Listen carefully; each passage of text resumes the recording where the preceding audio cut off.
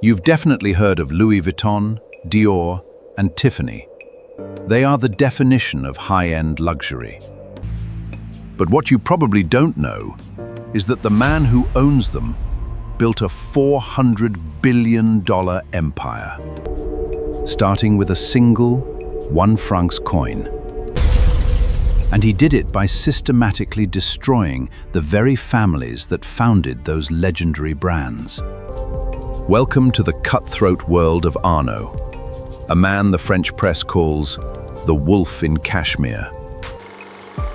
Today, he is frequently the richest man on earth, controlling 75 different luxury houses. But his rise wasn't built on designing beautiful clothes or handcrafting fine leather bags. It was built on ruthless financial engineering, hostile takeovers, and corporate warfare. To understand how he completely hacked the luxury industry, we have to go back to 1984 and a bankrupt textile company that was bleeding millions of dollars a day. In 1984, the French government was desperately trying to find a buyer for Boussac.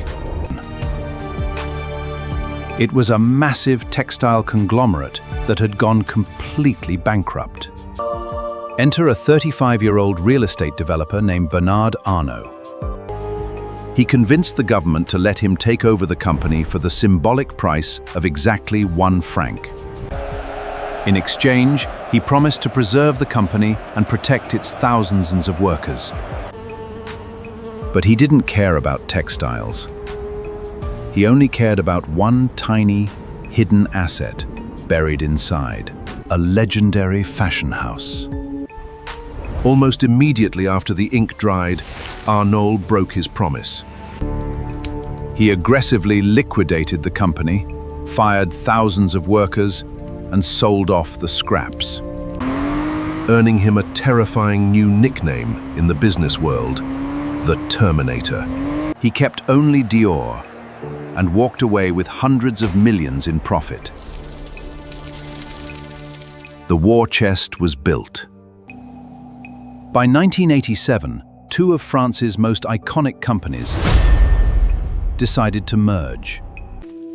Louis Vuitton and Moet Hennessy joined forces to create LVMH. The merger was supposed to protect them from hostile takeovers. It did the exact opposite.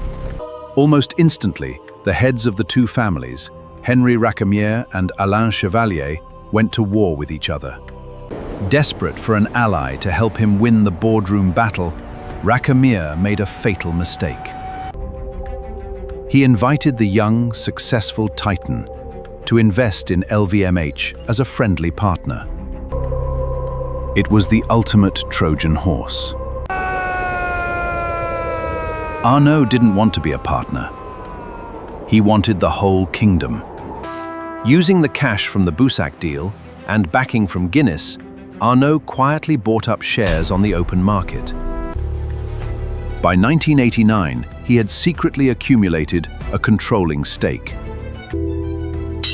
He used his new voting power to systematically fire Henri Racamier from his own family's company. The trap had snapped shut. Arnault was now the sole king of LVMH. Over the next decade, Arnault went on a massive shopping spree. Givenchy, Celine, Sephora. He bought them all, weaponizing finance to swallow heritage brands. His strategy was brilliant. Buy historic family brands, centralize their supply chains, and heavily market the illusion of exclusivity. LVMH became a money-printing machine, generating billions in pure profit every single year. Nobody could stop the wolf in Kashmir, until he picked a fight with a rival who was just as ruthless as he was. In January 1999, Arnault set his sights on the ultimate prize, Gucci. He used his classic playbook, quietly creeping in and buying 5% of Gucci shares in the shadows. But Gucci's leadership realized what was happening, and they panicked. They frantically searched for a white knight investor to save them from Arnault. They found François Pinault, a rival French billionaire, who hated Arnault. Pinault immediately dumped $3 billion into Gucci, diluting Arnault's shares and blocking the hostile takeover. What followed was a vicious 2.5-year legal war that the press dubbed the War of the Handbags. It played out in courtrooms across Europe, filled with defamation lawsuits and corporate espionage. Finally, just days before September 11th, 2001, Arnault surrendered. He sold his shares to Pinault and walked away. But even in defeat, Arnault won. He walked away with an $806 million profit. The Gucci loss only fueled Arnault's obsession with total dominance. Fast forward to November 2019.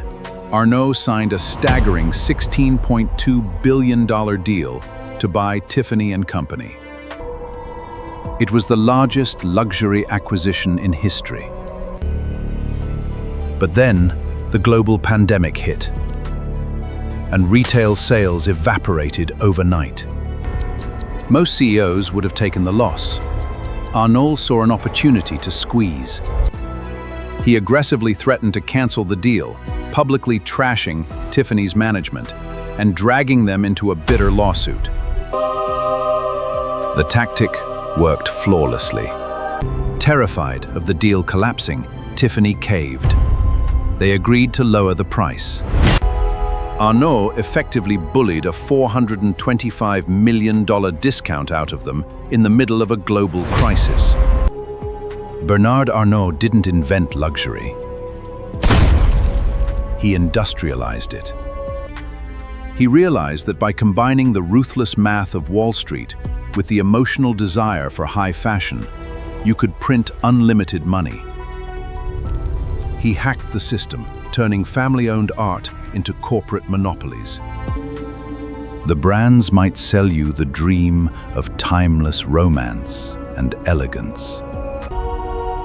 But behind the curtain, it's just a man in a cashmere coat, keeping score in billions.